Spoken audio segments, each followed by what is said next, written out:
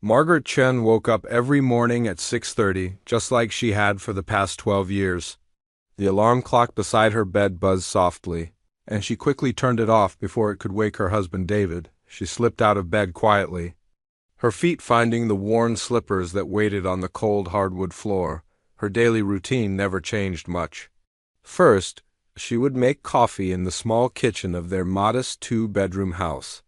The coffee maker was old and made strange gurgling sounds, but it still worked perfectly fine.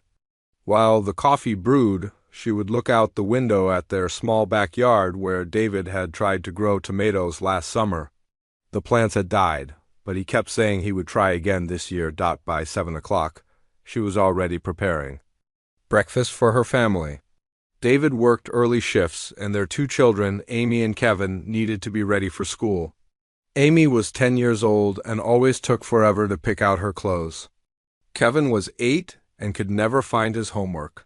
Even though Margaret helped him put it in his backpack every single night, most people in their neighborhood saw Margaret as just another busy mom. She drove an old Honda that made strange noises. When she turned corners, she shopped at the discount grocery store and clipped coupons from the Sunday newspaper. When she picked up the kids from school, she wore simple jeans and sweaters that she had owned for years. Nothing about her stood out or seemed special, but Margaret had a secret that nobody knew about, not even her own family. Every afternoon, when David was at work and the children were at school, Margaret would go down to their basement. The basement was not fancy at all. David stored his old fishing equipment down there, along with boxes of Christmas decorations and broken appliances he always promised to fix someday. In the corner, behind a stack of old magazines and under a dusty blue tarp, sat an old electronic keyboard. Margaret had bought the keyboard 5 years ago from a garage sale for $25. The woman selling it said her daughter had used it for piano lessons but lost interest after a few months. Margaret told David she thought Kevin might want to learn music someday, but that was not really why she bought it. The truth was much more complicated than that. When Margaret was a little girl, her family was very poor. Her mother worked too, jobs just to pay for their small apartment, and her father had left when she was only 6 years old.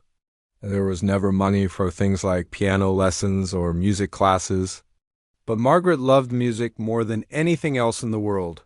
She would walk past the music store downtown and press her face against the window, watching the piano teacher give lessons to children whose parents could afford such things. She checked out every book about piano playing from the public library, reading them over and over until she had memorized every page. She drew piano keys on pieces of cardboard and practiced finger movements while sitting at their kitchen table. When Margaret was 12, her school got an old piano donated by someone in the community. During lunch breaks, she would sneak into the music room and try to practice what she had learned from the library books. The school janitor, Mr. Rodriguez, caught her one day. Instead of telling her to leave, he sat down and listened. He told her she had natural talent and should ask her mother about piano lessons, but Margaret knew better than to ask. Money was tight, and her mother was already working so hard just to keep them fed and housed. Margaret continued practicing in secret whenever she could find a piano, but those opportunities were rare. She grew older, life got busy with other things. She met David when they were both 19, working at the same factory. He was kind and hardworking, and he made her laugh. They got married 2 years later, and soon Amy was born, followed by Kevin. Margaret's dreams of playing piano got pushed further and further into the background, but they never completely disappeared. Now, in the quiet basement of their small house, Margaret would uncover that old keyboard and plug it into the wall. The sound was not as beautiful as a real piano, but it was enough. She had taught herself to read music using YouTube videos and online tutorials. Slowly, carefully, she had been learning to play. Margaret never played when anyone else was home. She was too embarrassed and worried about what David might think. He already worked so hard to support their family, and she did not want him to think she was being silly or wasting time on impossible dreams. Besides, what would be the point? She was 34 years old, just a regular housewife with no formal training. It was too late to become a real pianist. David worked at the Whitmore Conservatory of Music, one of the most prestigious music schools in the state. He was a janitor there, cleaning classrooms and practice rooms where incredibly talented students learned from world-famous teachers. Sometimes he would come home and tell Margaret stories about the amazing performances he had heard or the brilliant young musicians he had met. Margaret loved hearing these stories, but they also made her feel a little sad. The students at Whitmore had started learning music when they were very young. They had expensive instruments and private tutors and parents who could afford to send them to the best schools. Margaret had none of those things. She was just a woman who cleaned house and cooked dinner and helped with homework. The closest she got to that world was through David's stories. He would tell her about Professor Harrison, the head of the piano department, who was famous for training students who went on to perform with major orchestras. He would describe the beautiful grand pianos in the concert hall and the way the music echoed through the building during practice sessions. Margaret would listen to these stories while washing dishes or folding laundry, imagining what it would be like to sit at one of those grand pianos and play for people who truly understood music. But she always pushed those thoughts away quickly. Dreams like that were not for people like her. She had made peace with her quiet life. She loved her family, and taking care of them gave her purpose and happiness. The secret piano practice in the basement was just for her own enjoyment, a small private pleasure that helped her feel connected to the part of herself she had almost forgotten. Margaret never imagined that her two worlds would ever collide. She could not have predicted that David's job at the conservatory would soon change everything about her carefully ordinary life. She had no idea that within a few weeks she would be standing on the stage of that beautiful concert hall she had only heard about in stories. For now, Margaret Chun was content to remain invisible. A simple wife and mother whose biggest secret was an old keyboard hidden in a basement, and whose biggest dream seemed impossible to reach. It was a Tuesday evening in late February when David came home from work looking more tired than usual. Margaret was in the kitchen making meatloaf, and the smell of onions and garlic filled the small house. Amy was at the dining room table struggling with her math homework, and Kevin was on the living room floor building something with his toy blocks. David hung his coat on the hook by the front door and walked into the kitchen. He kissed Margaret on the cheek and reached into the refrigerator for a bottle of water.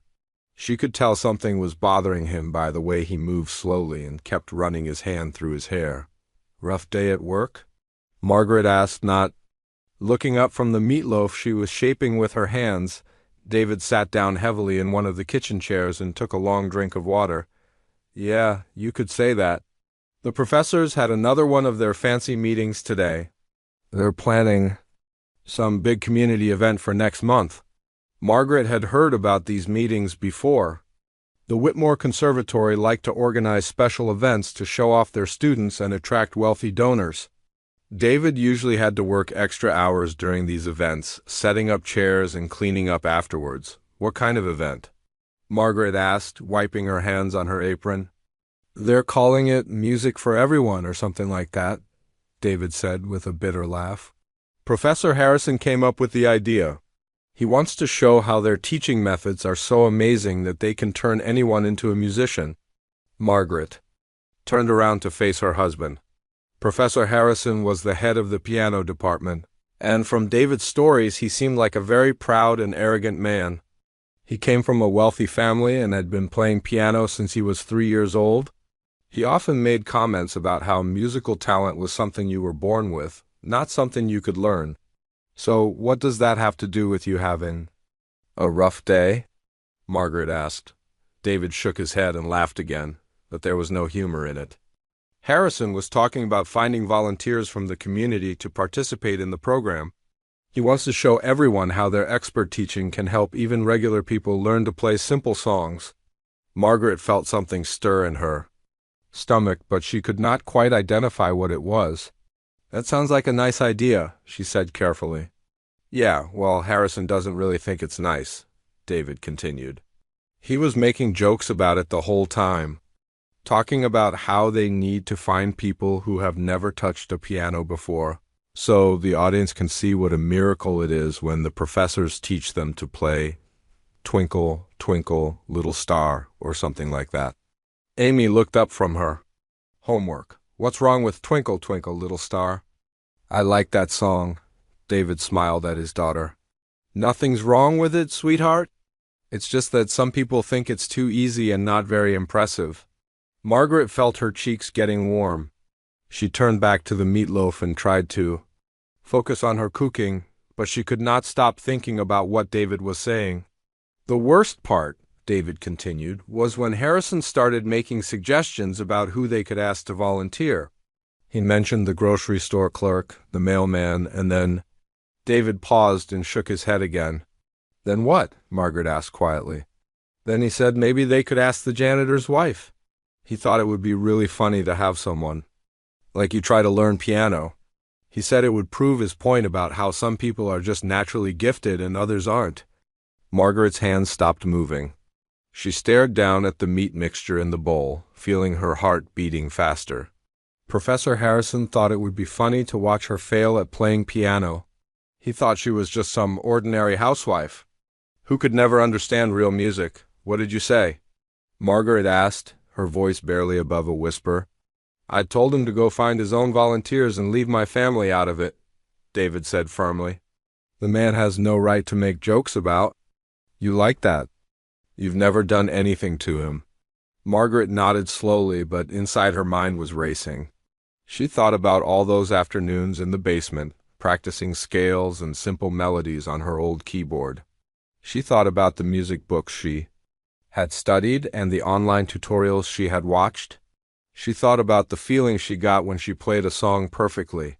When her fingers moved across the keys exactly the way they were supposed to, Professor Harrison thought she was just a joke. He thought she could never be good enough to play real music. Mom, are you okay? Amy asked. You look kind of mad. Margaret looked up and realized she had been gripping the edge of the counter so tightly that her knuckles were white. She forced herself to relax and smile at her daughter. I'm fine, sweetie. Just thinking about something. David stood up and walked over to Margaret. He put his hands on her shoulders and looked into her eyes. Don't let Harrison's stupid comments bother you. The man thinks he's better than everyone else just because he grew up rich and went to fancy schools. You're worth 10 of him. Margaret nodded and leaned against her husband's chest. David was a good man who loved her and wanted to protect her feelings, but he did not understand what Professor Harrison's words had done to her. They had not hurt her feelings. They had awakened something that had been sleeping inside her for years. That night, after dinner was over and the dishes were washed and the children were in bed, Margaret sat in the living room with David watching television, but she was not really paying attention to the show. She kept thinking about Professor Harrison and his community event. She imagined walking into that beautiful conservatory and sitting down at one of their grand pianos. She imagined playing something beautiful and complex while Professor Harrison watched in shock. She imagined proving that regular people could create extraordinary music if they had the passion and dedication to work for it. But then reality would creep back in, and Margaret would remember who she really was. She was a 34-year-old mother with no formal training and no money for fancy clothes or proper lessons. She had learned everything she knew from books and videos, practicing on a cheap keyboard in her basement. What could she possibly accomplish in a few weeks that would impress anyone at a place like Whitmore? The next morning, David left for work like always, and Margaret got the children ready for school. But she could not stop thinking about the conversation from the night before. While she was making breakfast, she found herself humming a melody she had been practicing. While she was packing lunches, she moved her fingers in the air as if she were playing piano keys. Around 10 o'clock, after the house was quiet and empty, Margaret went down to the basement. She uncovered her keyboard and sat down on the old folding chair she used as a bench. But instead of practicing, she just sat there staring at the keys. What if she volunteered for Professor Harrison's program? What if she walked into that conservatory and showed them that the janitor's wife was not just a joke? What if she proved that musical talent was not something you had to be born with, but something you could develop through hard work and love. The idea was terrifying and exciting at the same time. Margaret had spent so many years keeping her musical dreams secret, afraid of what people might think or say. But Professor Harrison had already made it clear what he thought of her. He had already decided she was not good enough. Maybe it was time to prove him wrong. Margaret placed her fingers on the keyboard and began to play a simple scale. Then she played a more complex piece she had been working on. Her playing was not perfect, but it was much better than most people would expect from someone who had never taken formal lessons. As she played, Margaret made a decision that would change everything. She was going to call the conservatory and volunteer for their community program.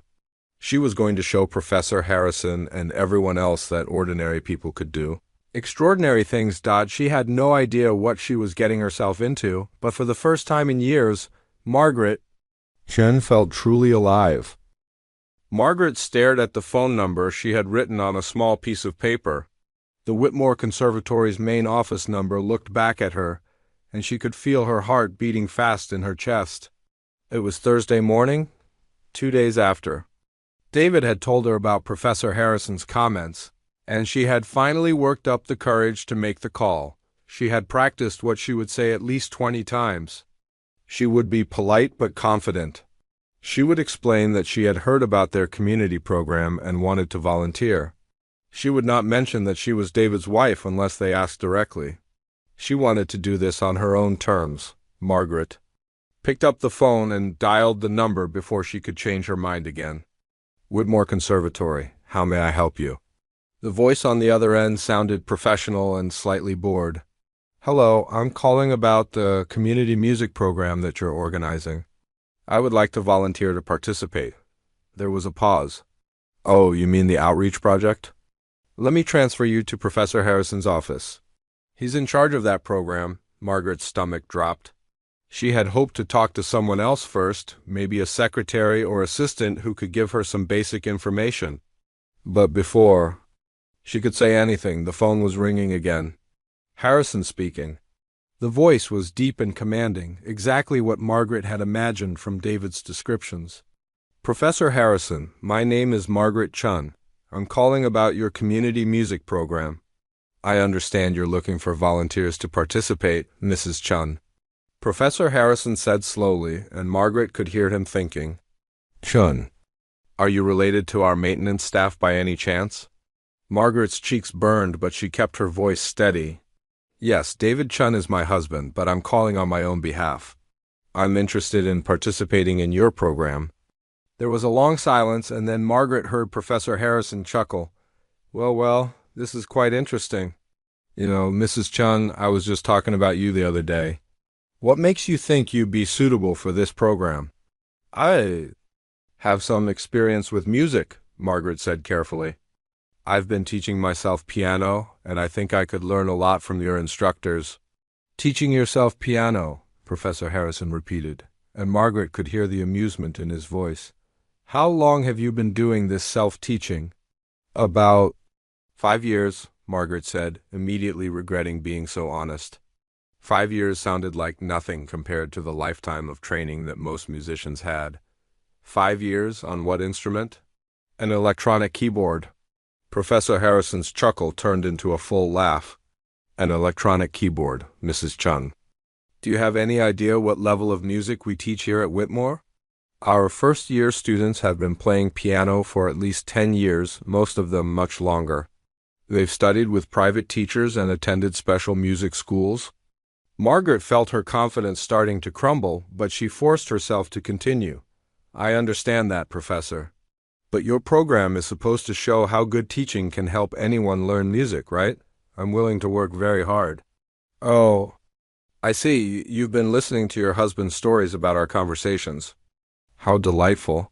Professor Harrison's voice had turned cold and mocking. Very well, Mrs. Chun. If you're so eager to participate, I'd be happy to include you in our little demonstration. Margaret should have felt relieved, but something in Professor Harrison's tone made her nervous. Thank you, Professor. What would I need to do? Come to my office tomorrow at 2 o'clock. We'll discuss the details then, and Mrs. Chun? I hope you're prepared to work harder than you've ever worked in your life. The line went dead, and Margaret stood holding the phone for a long moment before hanging up. She had done it. She had volunteered for the program. But Professor Harrison's words echoed in her mind, and she wondered if she had made a terrible mistake. The next afternoon, Margaret stood outside the Whitmore Conservatory for the first time in her life. The building was even more impressive than she had imagined from David's descriptions. It was made of red brick and had tall windows and elegant columns. Students walked in and out carrying instrument cases and talking about things, like chord progressions and compositional techniques. Margaret felt completely out of place in her simple blue dress and old black shoes. Everyone around her looked confident and sophisticated, like they belonged in this world of serious music. But she had come this far, and she was not going to turn back now. Professor Harrison's office was on the third floor, behind a heavy wooden door with his name written in gold letters. Margaret knocked softly. "Come in," came the voice from inside. The office was exactly what Margaret had expected. The walls were covered with diplomas and awards, and there were pictures of Professor Harrison with famous musicians. A beautiful baby grand piano sat in one corner, and sheet music was scattered across a large wooden desk. Professor Harrison was a tall man with gray hair and wire-rimmed glasses. He was wearing an expensive-looking suit and tie, and when he looked at Margaret, his expression was polite but cold. "Mrs. Chun, please, sit down." He gestured to a chair across from his desk. Margaret sat down and tried to look more confident than she felt. "I've been thinking about our conversation yesterday," Professor Harrison began, "and I've decided to give you a very special opportunity.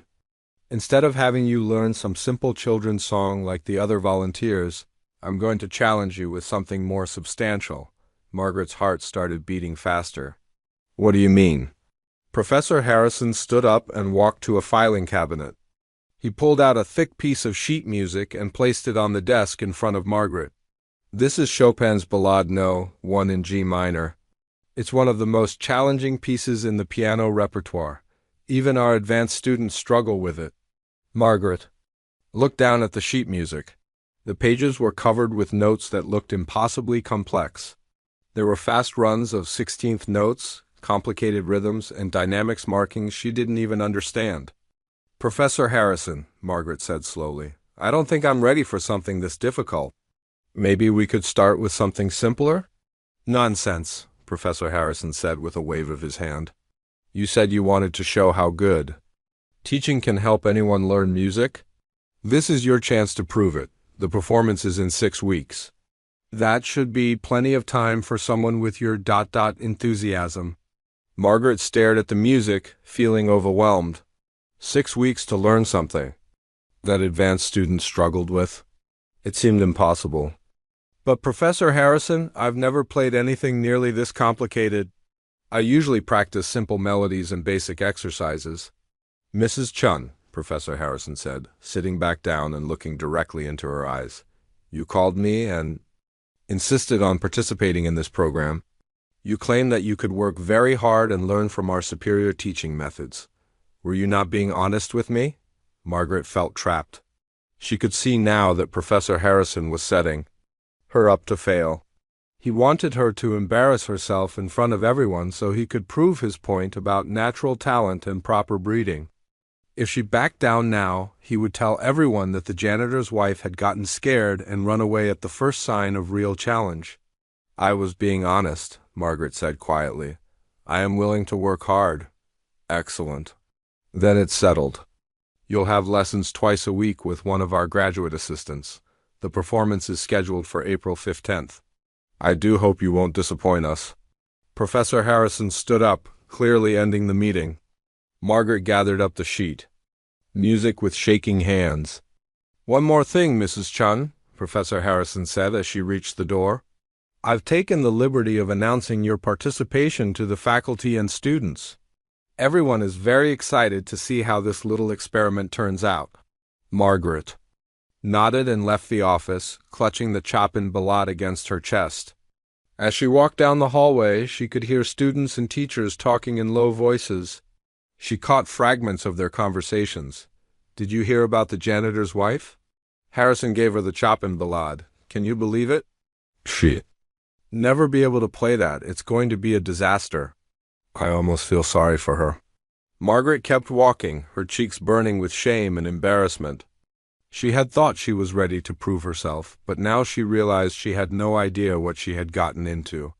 The sheet music in her hands felt like it weighed 100 pounds. As she drove home, Margaret's mind raced with doubts and fears. Maybe everyone was right. Maybe she was just a foolish housewife who had gotten in over her head.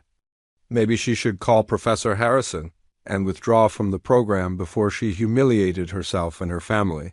But then she thought about the look in Professor Harrison's eyes when he had given her the music. He was so sure she would fail. He was probably already planning what he would say to everyone about how this proved his theories about musical talent. Margaret pulled into her driveway and sat in the car for a moment, looking at her small house with its peeling paint and overgrown garden. This was her real life. Inside, Amy and Kevin would be doing their homework, and David would be getting ready for his evening shift at the conservatory. She looked down at the Chopin Ballade one more time. The notes still looked impossible, but something had changed in Margaret's heart. Margaret's alarm clock went off at 4 in the morning, but she was already awake. She had been lying in bed for the past hour, staring at the ceiling and thinking about the Chopin Ballade. It had been 3 days since her meeting with Professor Harrison, and she still felt overwhelmed every time she looked at the sheet music. She slipped out of bed as quietly as possible. David was sleeping deeply beside her, his breathing slow and steady. He had no idea that his wife was about to sneak out of the house to practice piano in his workplace. Margaret had thought about telling him the truth, but she was afraid he would try to talk her out of it. He would worry that she was pushing herself too hard, or that Professor Harrison was being unfair to her. Maybe David would be right, but Margaret couldn't stop now. She had made a commitment, and she was going to see it through. Margaret got dressed. In the dark, pulling on old jeans and a sweater, she grabbed David's work keys from the small dish by the front door where he always left them. The keys felt cold and heavy in her hand, like they were carrying the weight of what she was about to do. The drive to Whitmore Conservatory took 15 minutes in the early morning darkness. The streets were empty except for a few delivery trucks and people heading to early shifts. Margaret had never been out this early by herself, and everything felt strange and dreamlike. The conservatory looked completely different in the dark. During the day, it was bustling with students and faculty, but now it stood silent and imposing against the gray sky. Margaret parked behind the building where David usually parked and used his keys to enter through the maintenance entrance. Inside, the hallways were dimly lit by emergency lighting. Margaret's footsteps echoed as she made her way to the basement practice rooms. She had asked David about these rooms once, and he had told her they were where students went to practice when the main practice rooms were busy. They were small and not very fancy, but they each had a real piano. Margaret found an empty practice room and turned on the light. The piano was an old upright, not nearly as beautiful as the grand pianos upstairs, but it was real. When she pressed the keys, the sound was rich and full in a way that her electronic keyboard could never match. She sat down at the bench and pulled out the Chopin Ballade. Even after looking at it for 3 days, the music still seemed impossibly complex. Margaret decided to start with just the first page, breaking it down note by note. The opening was deceptively simple, a beautiful melody that seemed easy enough. But as Margaret tried to play it, she realized that even the simple parts required a level of precision and expression that she had never attempted before. Her fingers felt clumsy and uncertain on the unfamiliar keys. For the next 2 hours, Margaret worked on just the first 16 measures. She played them slowly, over and over, until her fingers began to remember where they needed to go. When she made mistakes, she would stop and figure out what had gone wrong. Then try again. At 6 o'clock, Margaret packed up her music and drove home. David was just getting up when she walked through the front door. "You're up early," he said, yawning and heading toward the kitchen to make coffee. "Couldn't sleep," Margaret said, hanging up her coat. "I thought I'd go for a drive to clear my head." It was the first lie she had ever told her husband, and it made her stomach feel sick. But she couldn't tell him the truth. Not yet. This became Margaret's new routine. Every morning at 4, she would wake up and drive to the conservatory. She would practice for 2 hours, then come home in time to make breakfast and get the children ready for school. David never suspected anything because he was always still asleep when she left and just waking up when she returned, but the early morning practice was only part of Margaret's preparation. During the day, while she was cleaning house and running errands, she was also studying music theory. She had found websites that explained things like chord progressions and key signatures. She watched YouTube videos about piano technique and listened to recordings of famous pianists playing the Chopin Ballade while she folded laundry. Margaret would have her phone propped up next to the basket, watching slow-motion videos of pianists' hands as they played difficult passages. While she cooked dinner, she would listen to different interpretations of the piece, trying to understand how each pianist approached the challenging sections. Margaret's hands, which had been softened by years of household work, began to change. The tips of her fingers developed small calluses from pressing the piano keys. Her wrists, which had been weak from carrying laundry baskets and lifting children, grew stronger from the constant practice. She had to be careful not to let anyone notice these changes. When Amy asked why her mother's hands looked different, Margaret said she had been doing more gardening. When Kevin wanted her to help him with a jar that wouldn't open, she had to pretend to struggle with it so he wouldn't notice how much stronger her grip had become. The hardest part was hiding her mental exhaustion. Learning the Chopin Ballade was like trying to solve 1,000 puzzles at the same time. Every measure presented new challenges, complex rhythms, difficult fingerings, sudden changes in dynamics and tempo. Margaret's brain felt tired in a way it never had before. Even when she was studying for her high school exams years ago, sometimes she would catch herself staring into space during dinner, mentally practicing a particularly difficult passage. David would ask if she was feeling okay, and Margaret would quickly make up some excuse about being worried about the grocery budget or thinking about Amy's upcoming school project. 3 weeks into her preparation, Margaret realized she needed help understanding some of the musical terms marked on the sheet music. Words like rubato and espressivo were not explained in any of her online tutorials. She was supposed to have lessons with a graduate assistant, but Professor Harrison had only scheduled 2 sessions, and they were not until the week before the performance. Margaret decided to buy a music dictionary. She drove to a bookstore in the next town over where no one would recognize her, and spent an hour reading through different books about classical music. She bought 3 books with her grocery money and hid them in the basement with her old keyboard every afternoon. While the children were at school and David was at work, Margaret would go to the basement and study. She would read about Chopin's life and the historical context of the ballade. She learned about the structure of the piece and why certain sections were particularly challenging, but reading about music was very different from playing it. Margaret's fingers were improving, but slowly. The fast runs in the middle section of the piece still sounded muddy and unclear. The dramatic climax near the end required a level of power and control that she was struggling to develop. Margaret began to understand why Professor Harrison had chosen this piece. It was not just technically difficult, it was also emotionally demanding. The ballade told a story, moving from gentle beauty to passionate intensity and back to quiet resignation. Playing it required not just skilled fingers, but also the ability to communicate deep feelings through music. This was the part that scared Margaret the most. She had spent her whole life being quiet and invisible, keeping her emotions to herself. The idea of expressing her innermost feelings in front of a room full of strangers seemed almost impossible, but as she practiced day after day, something began to change. The music started to feel less like a series of notes to be played correctly, and more like a language she was learning to speak. When she played the opening melody, she thought about her own dreams that had been put aside for so many years. When she reached the dramatic middle section, she channeled all her frustration at being underestimated and dismissed. Margaret still made mistakes, many mistakes. There were days when she felt like she was not improving at all, when the music seemed just as impossible as it had on that first morning in the practice room, but she never missed a day of practice.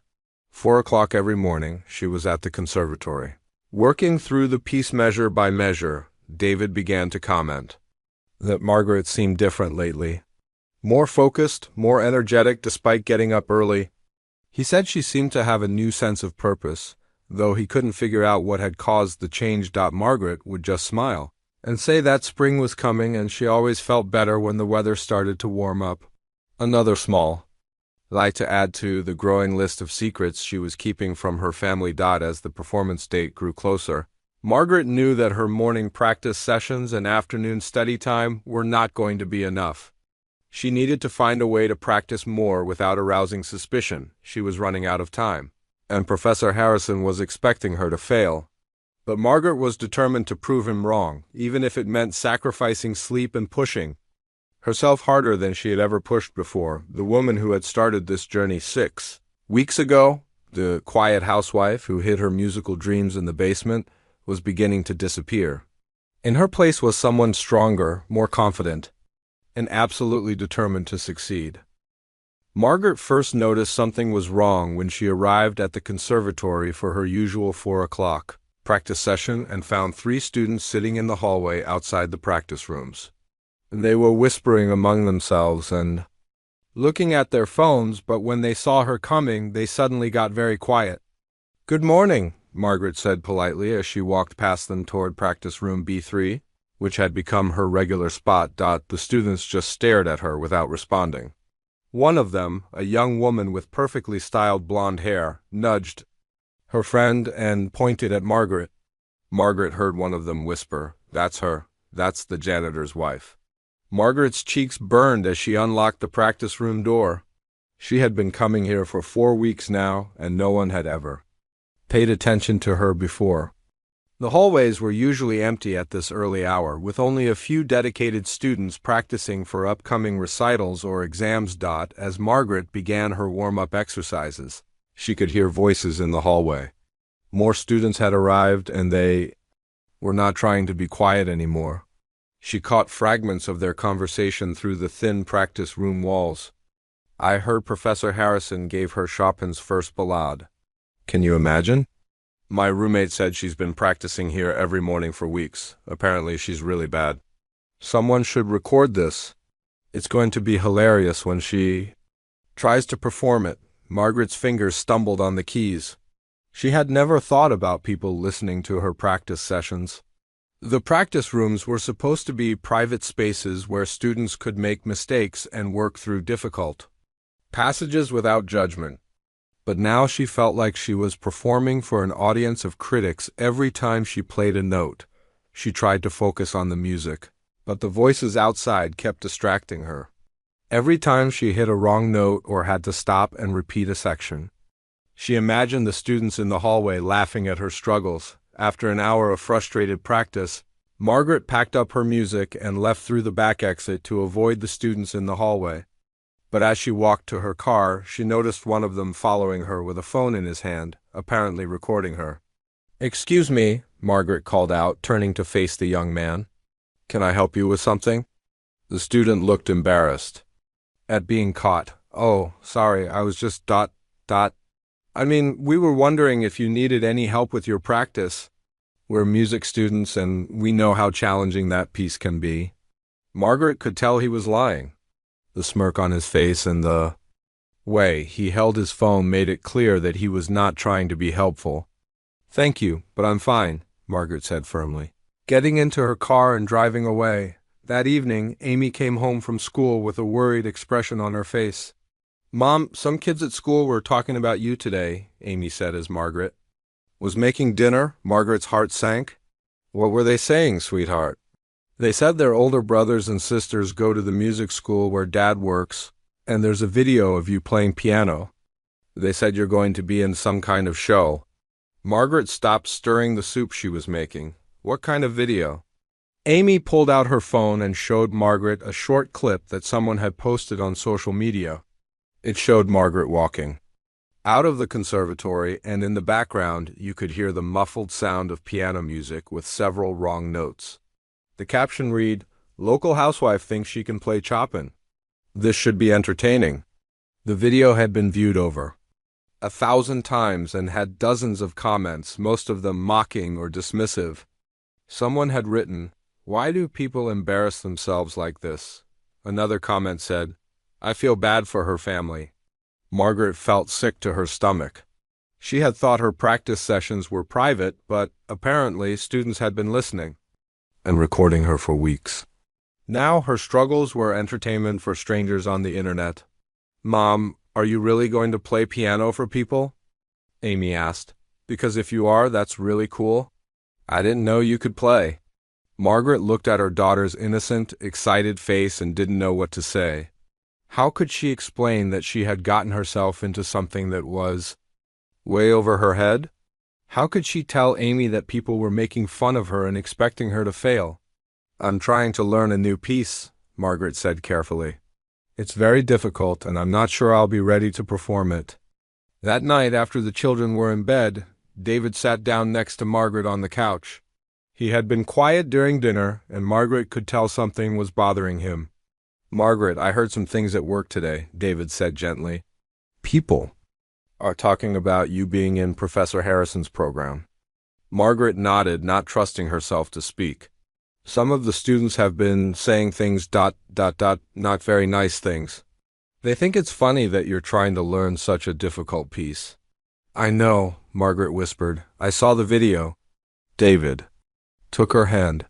"Honey, maybe you should think about stepping back from this.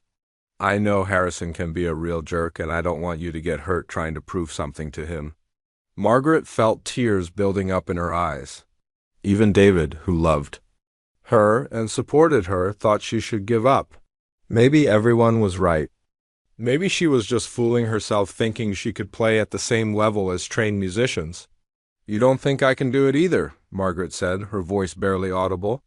"It's not that I don't believe in you," David said quickly. "It's just that these people have been studying music their whole lives. You've been practicing for a few weeks on an old keyboard. It's not a fair comparison." Margaret pulled her hand away from David's. "So you think I should quit?" "You think I should? Let Professor Harrison win?" "I think you should protect yourself. This isn't about winning or losing.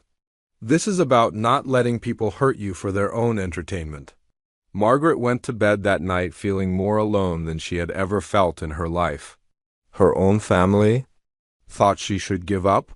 The students at the conservatory were treating her like a joke. Even some of the faculty members had started showing up during her practice sessions, standing in the hallway and listening with amused expressions on their faces. The next morning, Margaret almost didn't get up for practice. She lay in bed listening to her alarm clock, thinking about how easy it would be to just turn it off and go back to sleep. She could call Professor Harrison and tell him she was withdrawing from the program. She could go back to her quiet life as a housewife and pretend none of this had ever happened. But then she thought about the smug look on Professor Harrison's face when she had first met him. She remembered how he had laughed when she told him she had been teaching herself piano. She thought about all the people who had already decided she was going to fail. Margaret got out of bed and got dressed. When she arrived at the conservatory, there were even more students waiting in the hallway. Some of them had brought coffee and were clearly planning to stay for her entire practice session. One girl was setting up a phone on a small tripod. Apparently planning to make a better recording, Margaret walked past all of them without saying a word. She unlocked the practice room door, went inside, and sat down at the piano for a moment. She just sat there with her hands on the keys, listening to the voices outside. She could hear them placing bets on how many mistakes she would make, laughing about her delusions of grandeur, and making cruel jokes about her appearance and background. Then Margaret began to play. She started with the opening melody of the Chopin Ballade, the beautiful, haunting theme that had first captured her imagination. As her fingers moved across the keys, something strange happened. The voices outside seemed to fade away. The cruel comments and mocking laughter became distant. Background noise. Margaret was not playing perfectly. She still made mistakes, still struggled with some of the faster passages. But for the first time since this whole ordeal began, she remembered why she had fallen in love with this piece of music. It was not about proving anything to Professor Harrison or impressing the students in the hallway. It was about the pure joy of creating something beautiful. When she finished her practice session 2 hours later, Margaret opened the practice room door to find the hallway empty. The students had apparently gotten bored and left to go to their morning classes. Their phones and recording equipment were gone, but Margaret no longer cared about being recorded. As she drove home, Margaret made a decision. She was not going to quit. She was not going to let the cruel comments and social media posts stop her from pursuing something she cared about. She had less than 2 weeks until the performance, and she was going to use every minute to get better. The people who were expecting her to fail could keep expecting. Margaret Chun was going to surprise them all, but first, she had to survive the next 2 weeks of mounting pressure, knowing that every mistake she made was being watched, recorded, and shared with people who wanted to see her humiliated. Margaret had never faced anything this difficult in her life, but she was not going to back down now. The morning of April 15th started like any other day, but Margaret could feel something different in the air. She had been awake since 3 in the morning, not because of her alarm clock, but because her mind would not let her sleep. Tonight was the night she had been preparing for during 6 weeks of secret practice sessions, late-night study sessions, and countless hours of doubt and determination. Margaret went through her usual morning routine of making breakfast and getting the children ready for school, but everything felt strange and dreamlike. Amy noticed that her mother seemed distracted and kept forgetting simple things like putting sugar in David's coffee or packing Kevin's lunch money. "Are you feeling okay, Mom?" Amy asked as Margaret handed her a backpack that was missing her. "Math homework. I'm fine, sweetheart." "Just a little tired," Margaret said, though tired was not the right word for what she was feeling. Terrified might be more accurate. David had already left for work early to help set up chairs and lighting equipment in the conservatory's main concert hall. He still did not know that his wife would be performing there in just a few hours. Margaret had planned to tell him the truth this morning, but when the moment came, she could not find the words after the children left for school. Margaret stood alone in her kitchen and tried to eat some toast, but her stomach was too nervous to accept food. She looked at the clock on the microwave. 8 hours until the performance. 8 hours until she would either prove everyone wrong or confirm their worst expectations about her. Margaret spent the morning doing normal household chores, hoping that familiar activities would calm her nerves. She folded laundry, cleaned the bathroom, and organized the kitchen cabinets. But no matter what she did, her hands kept shaking, and her mind kept drifting to the Chopin Ballade. At noon, Margaret drove to the conservatory for her final practice session. She had arranged for her neighbor Mrs. Patterson to pick up Amy and Kevin from school and watch them until David got home. Mrs. Patterson thought Margaret was going to a doctor's appointment and wished her luck with whatever was wrong, if only Margaret could tell her the truth about what was really wrong. The conservatory was busier than usual. Students and faculty members were preparing for the evening's community program, and Margaret could feel people staring at her as she walked through the hallways. Some looked curious, others seemed amused, and a few appeared genuinely sympathetic. Margaret's final practice session did not go well. Her fingers felt stiff and unresponsive, and she kept making mistakes in passages she had played perfectly just the day before. This was something her online tutorials had warned her about. Performance anxiety could make even experienced musicians suddenly forget pieces they knew by heart. After an hour of frustrated practice, Margaret gave up and drove home.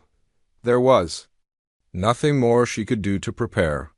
Either she was ready or she was not. At 4 o'clock, Margaret began getting ready for the performance. She had bought a simple black dress from a discount store 2 weeks earlier. It was not fancy or expensive, like the clothes the music professors and wealthy donors would be wearing, but it was appropriate and made her feel a little more confident. Margaret did her hair and applied a small amount of makeup, something she rarely bothered with during her daily routine. As she looked at herself in the bathroom mirror, she tried to see what the audience would see. A 34-year-old housewife, who had no business trying to play one of the most difficult pieces in the piano repertoire. David came home at 5:30, tired from setting up equipment all day.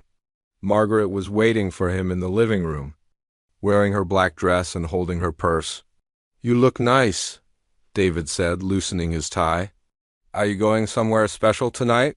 This was the moment Margaret had been dreading. She had rehearsed this conversation in her mind dozens of times, but now that it was happening, all her planned words disappeared. "David, I need to tell you something important," Margaret said, her voice shaking. David sat down on the couch beside her, immediately looking concerned. "What's wrong? Are you sick? Is it one of the kids?" "I'm performing at the conservatory tonight, in Professor Harrison's community program." David stared at her for a long moment, clearly not understanding what she had said. "What do you mean, performing?" "I volunteered for the program 6 weeks ago. Professor Harrison gave me a piece to learn, and tonight I'm going to play it for the audience." "Margaret, that's impossible." "You don't play piano. I mean, you've never mentioned—" "I've been teaching myself for years," Margaret said quietly. "I have a keyboard in the basement. I've been practicing every morning at the conservatory before anyone else gets there." David's expression went through several changes: confusion, surprise, hurt, and finally something that might have been fear. "Margaret, why didn't you tell me? And what piece did Harrison give you?" "Chopin's Ballade No. 1 in G minor." David went very pale. Even though he was not a musician, he had worked at the conservatory long enough to know that this was not a piece for beginners. "Margaret, you can't be serious. That's one of the hardest pieces in the classical repertoire. Even the advanced students struggle with it." "I know," Margaret said. "That's why Harrison chose it? He wants me to fail?" "Then don't." "Do it," David said urgently. "Call him right now and tell him you're withdrawing?" "You don't have to prove anything to that arrogant man."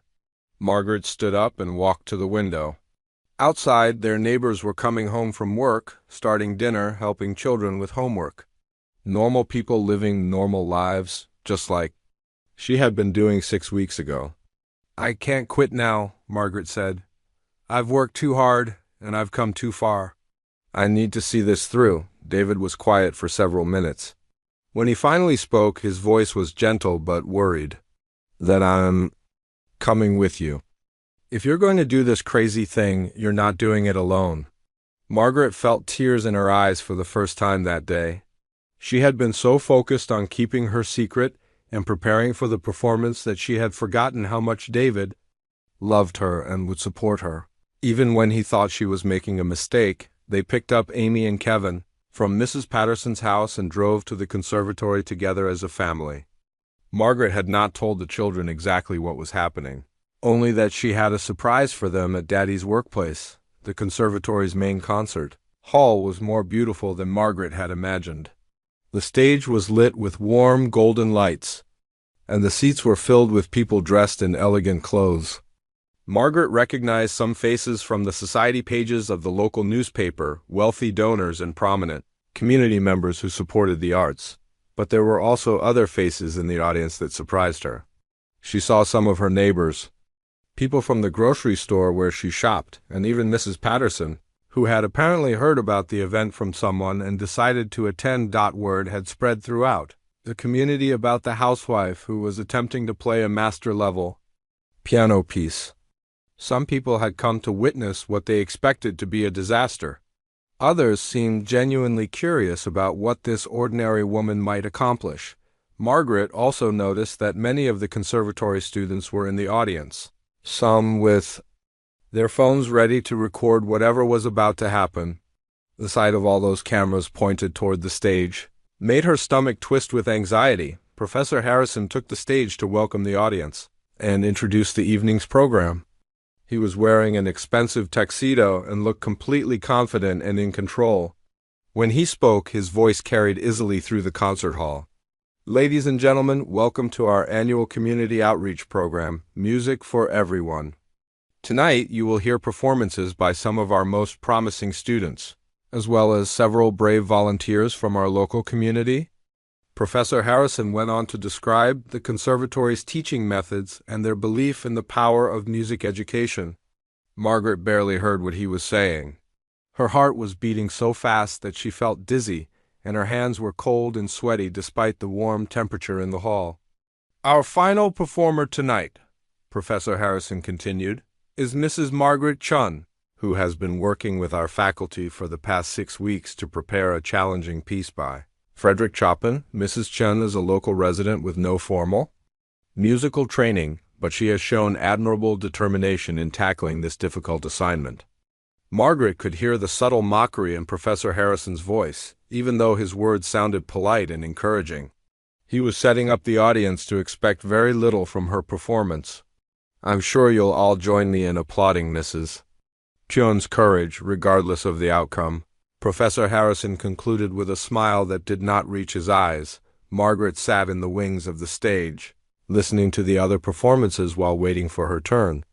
The student pianists were incredibly talented, playing complex pieces with skill and confidence that made Margaret feel even more inadequate. Each performance received enthusiastic applause from the audience. Finally, it was time. Professor Harrison returned to the microphone to introduce her. "Ladies and gentlemen, please welcome Mrs. Margaret Chun, performing Chopin's Ballade No. 1 in G minor." Margaret stood up on shaking legs and walked toward the stage. She could see David, Amy, and Kevin in the fourth row. Margaret's fingers touched the keys, and the first note of Chopin's Ballade No. 1 in G minor filled the concert hall. It was a single, pure sound that seemed to hang in the air for a moment before being joined by the second note, then the third. The opening melody was simple and beautiful, like a gentle question being asked of the universe. In the audience, people stopped whispering. The sound coming from the piano was not what they had expected. It was not the hesitant amateur playing they had come to hear. It was clear and confident, with a warmth that immediately drew everyone's attention. Margaret felt something strange happening as she played those first few measures. The nervousness that had been eating at her stomach all day began to fade away. The hundreds of faces in the audience seemed to disappear. Even the bright stage lights became less noticeable. There was only Margaret, the piano, and the music that was flowing from her fingers like water from a spring. David sat in the fourth row, his mouth slightly open in amazement. He had never heard his wife play a single note, and now she was creating sounds that filled the entire concert hall with beauty. Amy and Kevin were sitting perfectly still beside him, their eyes wide with wonder as they watched their mother doing something they had never imagined she could do. Professor Harrison stood at the side of the stage, his arms crossed and a smug expression on his face. He was waiting for Margaret to make her first major mistake, to stumble over the technical difficulties that lay ahead in the piece. He had no doubt that she would fall apart as soon as the music became more challenging, but as Margaret continued playing, something in Professor Harrison's expression began to change. The opening section of the ballade was deceptively simple, but Margaret was not just playing the notes correctly. She was interpreting them, giving them meaning and emotion. Her phrasing was mature and thoughtful, not at all what he would expect from someone with only 6 weeks of preparation. Margaret reached the end of the opening theme and began the first variation. This was where the piece started to show its true difficulty, with faster notes and more complex rhythms. The audience leaned forward slightly, expecting this to be where the amateur would reveal her limitations. Instead, Margaret's fingers danced across the keys with increasing confidence. She had practiced this section thousands of times in the basement practice rooms, and now all that preparation was paying off. Every note was exactly where it needed to be, every rhythm perfectly timed. In the 10th row, Mrs. Patterson sat with tears in her eyes. She had known Margaret for 5 years as a quiet neighbor who always had time to help with groceries or watch someone's children in an emergency. She had never suspected that this ordinary woman had such extraordinary gifts hidden inside her. Some of the conservatory students who had been recording with their phones slowly lowered their devices. What they were witnessing was not the disaster they had expected. One young woman in the 2nd row turned to her friend and whispered, "She's actually really good. How is that possible?" Margaret entered the middle section of the ballade, where Chopin had written some of his most demanding passages. Fast runs of notes cascaded up and down the keyboard like musical waterfalls. This was the section that even advanced students struggled with, requiring years of technical development to play cleanly, but Margaret had something that many of those advanced students lacked. She had learned this piece not because she had to, but because she loved it. Every note mattered to her in a way that went beyond technical correctness. She had studied the structure of the music, understood its emotional content, and made it part of herself during those long hours of practice. As her fingers flew across the keys, Margaret felt like she was telling her own story through Chopin's music. The gentle opening was her quiet life as a housewife and mother. The building intensity represented all the dreams she had kept hidden for so many years. The dramatic climax that was coming would be her moment of breaking free from everyone's expectations. Professor Harrison was no longer smiling. He was staring at Margaret with a mixture of disbelief and something that might have been respect. This was not supposed to be happening. Community volunteers were supposed to struggle through simple pieces while the audience applauded politely. For their effort, they were not supposed to play like real musicians. Margaret approached the most difficult section of the entire piece, a passage that required her left hand and right hand to play completely independent melodies while building to an emotional crescendo. She had spent weeks working on this section alone, sometimes practicing just these 16 measures for an entire hour. As she began this challenging passage, Margaret's years of secret practice and study came together in a moment of pure musical expression. Her left hand played the deep, rumbling bass notes that provided the foundation for the music, while her right hand sang out the soaring melody line. The two parts wove together like threads in a tapestry, creating something more beautiful than either could achieve alone. The audience was now completely silent. Even the people who had come expecting to be entertained by failure were caught up in the power of what they were hearing. This was not a housewife struggling through a piece she could not handle.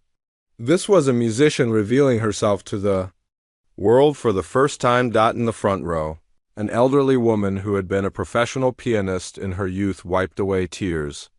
She recognized not just technical skill in Margaret's playing, but genuine musical understanding.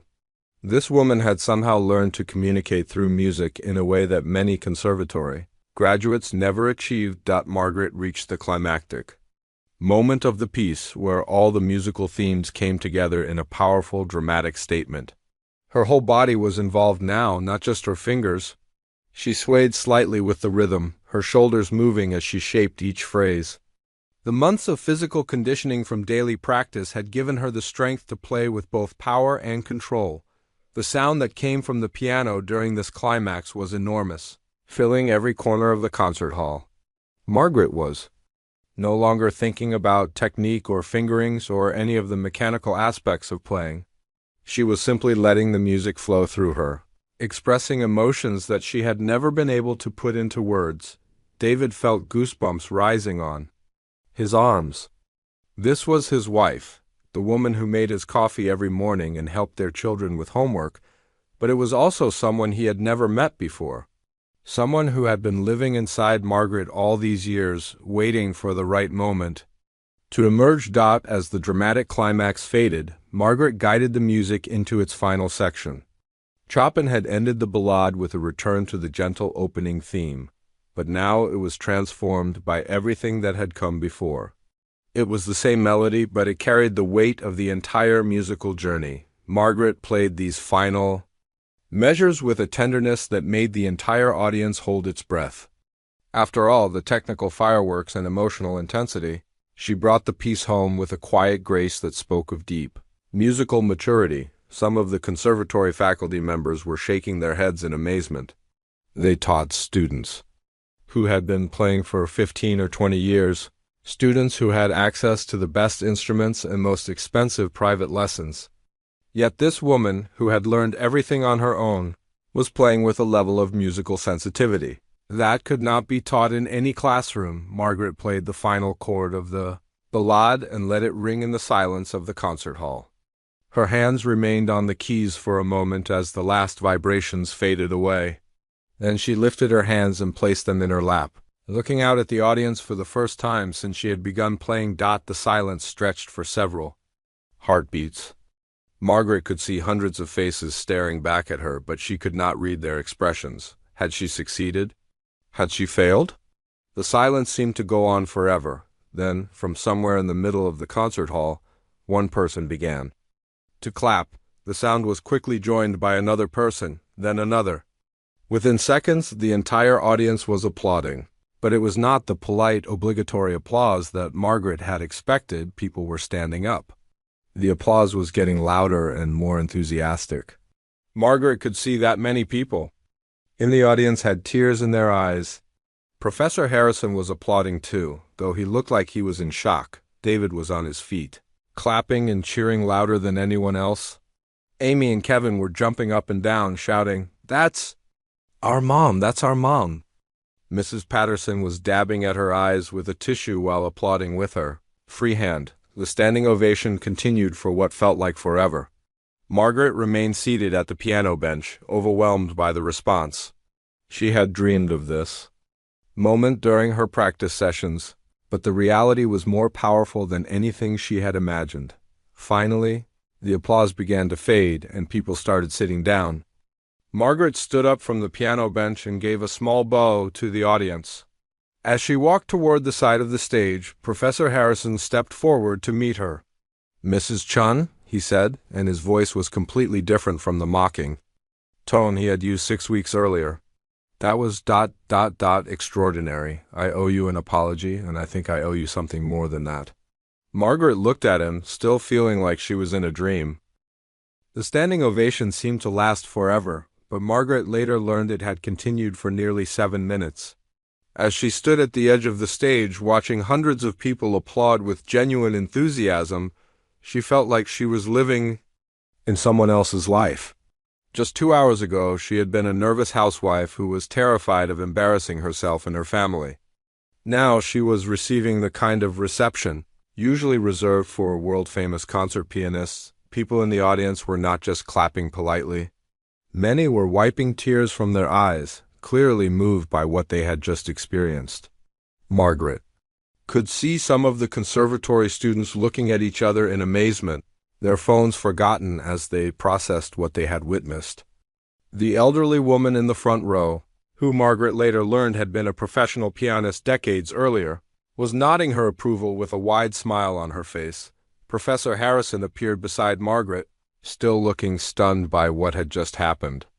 When the applause finally began to die down, he stepped forward to the microphone with an expression Margaret had never seen on his face before: humility. "Ladies and gentlemen," Professor Harrison began, his voice carrying clearly through the concert hall, "I believe we have all just witnessed something truly extraordinary. When I designed this community program, I thought I understood what we would accomplish here tonight. I was wrong." He paused and looked directly at Margaret. "Mrs. Chun, I owe you a public apology. 6 weeks ago, I gave you an assignment that I believed would demonstrate the importance of formal musical training and natural talent. Instead, you have taught all of us something much more valuable: that dedication, passion, and hard work can achieve what many of us thought was impossible." The audience began applauding again, but Professor Harrison raised his hand to continue speaking. "Mrs. Chun, on behalf of the Whitmore Conservatory, I would like to offer you a full scholarship to pursue formal musical education with us. You have already proven that you belong among serious musicians, and we would be honored to help you develop your remarkable gifts even further." Margaret felt her knees go weak. A full scholarship to one of the most prestigious music schools in the country? 6 weeks ago, she could never have imagined such a thing. She managed to say a quiet, "Thank you," into the microphone before the audience erupted in applause once again. As Margaret finally left the stage, she was immediately surrounded by people wanting to congratulate her and ask questions about her musical background. Several local newspaper reporters had been in the audience, and they were eager to hear the story of the housewife who had stunned the conservatory. David reached her first, pulling her into a tight hug. "Margaret, I can't believe what I just saw. How did you ... when did you I'm so proud of you, I don't even know what to say." Amy and Kevin were bouncing around their parents, both talking at the same time. "Mom, you're famous now," Kevin announced. "Everyone was crying because your music was so beautiful," Amy added. "Can you teach me to play like that?" Margaret knelt down to hug her children, feeling overwhelmed by their excitement and pride. For months, she had worried about what her family would think if they discovered her secret. Now she realized that her biggest fear had been completely unfounded. Her family was not embarrassed or confused by her hidden talents, they were amazed. And proud. Mrs. Patterson appeared with tears still visible on her cheeks. "Margaret, dear, I've lived next door to you for 5 years, and I had no idea you were hiding such incredible talent. That was the most beautiful thing I've ever heard." Similar conversations continued for nearly an hour as Margaret tried to speak, with everyone who wanted to congratulate her. She met Dr. Williams, the elderly woman from the front row, who told her that she had played with symphony orchestras for 30 years and rarely heard such mature musical interpretation from anyone, regardless of their training. "My dear," Dr. Williams said, taking Margaret's hands in hers, "you have something that cannot be taught in any conservatory. You have the ability to speak directly to people's hearts through music. That is a very rare gift." 3 days later, Margaret's phone started ringing early in the morning. A reporter from the city newspaper wanted to interview her about her performance. Then a radio station called, followed by a local television news program. The story of the housewife who had learned Chopin's difficult ballade in 6 weeks was spreading quickly through the community and beyond. By the end of the week, Margaret's story had been picked up by national news outlets. The video of her performance, which someone had recorded on their phone, was being shared thousands of times on social media. But unlike the cruel videos that had been posted during her practice sessions, these new posts were filled with admiration and encouragement. Comments poured in from people all over the country who were inspired by Margaret's story. A retired teacher from California wrote that Margaret had motivated her to finally take the painting classes she had always wanted to try. A businessman from Texas said watching the video had convinced him to dust off his old guitar and start playing music again. The most touching response came from a single mother in Ohio who wrote that she had been accepted to nursing school but was afraid to pursue her dream because she thought she was too old to start over. Margaret's story had given her the courage to begin classes in the fall. Professor Harrison kept his word about the scholarship offer, but after much consideration, Margaret decided to accept something different. Instead of becoming a full-time student, she asked if she could study part-time while continuing to care for her family. The conservatory agreed and created a special program just for her. Margaret also accepted a part-time teaching position at the conservatory. Professor Harrison had realized that her unique perspective as a self-taught adult learner could be valuable for students who struggled with traditional teaching methods. Margaret would work with students who needed encouragement and alternative approaches to learning music. The conservatory also established a new program called Second Chances, specifically for adult learners who wanted to pursue musical education later in life. Within 6 months, over 50 people had enrolled, ranging from retired professionals to working parents who had always dreamed of learning to play an instrument. Margaret's first group of students included a 60-year-old accountant who wanted to learn violin, a 45-year-old nurse who had always loved the flute, and a 38-year-old construction worker who dreamed of playing classical guitar. Margaret understood their challenges in a way that traditional music teachers often could not. "The most important thing," Margaret would tell her students, "is not whether you started early or whether you have perfect technique. The most important thing is that the music means something to you. If it matters to you, you can find a way to make it beautiful." David's perspective on his wife had changed completely. He now understood that the quiet woman he had married was not quiet because she had nothing to say, but because she had been waiting for the right moment to speak. He supported her new career enthusiastically and took pride in telling people that his wife was a piano instructor at the prestigious Whitmore Conservatory. Amy and Kevin bragged about their mother to anyone who would listen. Margaret started giving them piano lessons at home, and both children showed genuine musical interest and ability. But more importantly, they had learned from their mother's example that it was never too late to pursue a dream, and that hard work could overcome almost any obstacle. A year after her performance, Margaret was invited to play at the Conservatory's annual gala, this time as a featured artist rather than a community volunteer. She chose to perform the same Chopin ballade that had changed her life. But now she played it with even greater depth and understanding. In the audience that night were many of her adult students, several local musicians who had become her friends, and dozens of people who had been inspired by her story to pursue their own abandoned dreams. Professor Harrison introduced her as a remarkable musician who reminds us that talent and determination can flourish at any age and in any circumstances. As Margaret sat at the beautiful grand piano and placed her fingers on the keys, she thought about how much her life had changed.